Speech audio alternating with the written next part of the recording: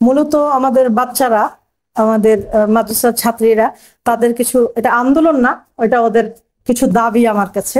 দাবির মধ্যে আছে যে শিক্ষক কর্মচারী আছে যারা অযোগ্য, তাদের ব্যাপারে তাদের অপসারণ দাবি করছে, আর দক্ষ শিক্ষক এরা দাবি করছে।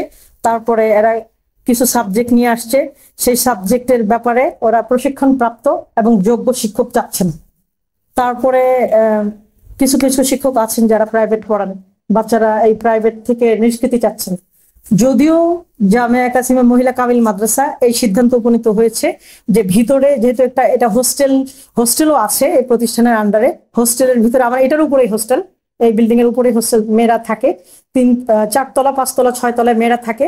তো যেহেতু হোস্টেল, সেহেতু হোস্টেলের মেয়েরা কিছু কিছু প্রাইভেট ওদের পড়তে হয়, সেই জন্য যারা শুধু ভিতরে পড়বে, কারণ কিছু বাচ্চা আছে স্কুল থেকে যাদেরকে আরবি পড়তে হয় বা অনেক সাবজেক্ট যারা বুঝে না, সেই জন্য ভিতরে সীমিত সংখ্যক প্রাইভেট রেখেছে। আর যারা একদম বৃহৎ আকারে যারা পড়াচ্ছেন, শিক্ষক যদি বাইরে বৃহৎ আকারে পড়ান, আমি বাচ্চাদের কাছে জানতে চাচ্ছিলাম যে বাইরে আমি কিভাবে ওদের সাথে এই বিষয় নিয়ে কথা বলবো। তো যদি আলাদা বাসা ভাড়া নিয়ে পড়ায়, সেক্ষেত্রে আমি কি কিছু করার আছে আমার? তারপরে ওরা একটা বিষয় নিয়ে আসছে, অতিরিক্ত বেতন, পরীক্ষার ফি এর বিষয়ে একটু কমাতে বলছে। আমরা এই বিষয়টাও ট্রাস্টিদের কাছে নিয়ে আসবো, ওনারা কথা বলবেন।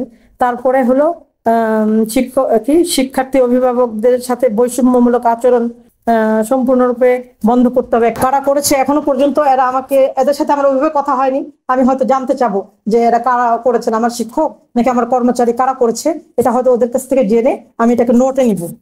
ডাইনিং এর খাবার মান উন্নতকরণ, আর হলো খরচ কমানো, বিশুদ্ধ পানির ব্যবস্থা যদিও আছে, আমরা 2টা সাবমার্সিবল বসানো, একটা সাবমার্সিবল দিয়ে আমরা বাচ্চারা গোসল করে, ওটাতে মনে হয় এখন আয়রন আসতেছে, এটা নিয়ে ওদের একটু কথা।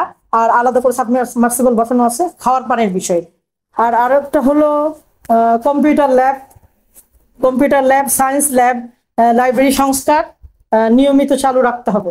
আমাদের এই 3টা জিনিসই আছে, 3টা জিনিসই আমাদের আছে, কম্পিউটার ল্যাবও আছে, সায়েন্স ল্যাবও আছে, লাইব্রেরিও আছে। তারপরে ছাত্রী সংসদ, ওখানে যেমন ছাত্র সংসদ আছে, সেই ছাত্রী সংসদটা আমরা এটাকে এখনো গঠন করিনি। তো ওরা এটাকে 2 ভাবেই হতে পারে, একটা হতে পারে ট্রাস্টি বোর্ড পছন্দের মাধ্যমে, আর একটা আচ্ছা বাচ্চারা ট্রাস্টি বোর্ডের মাধ্যমে চাচ্ছেন, মাশাআল্লাহ ভালো।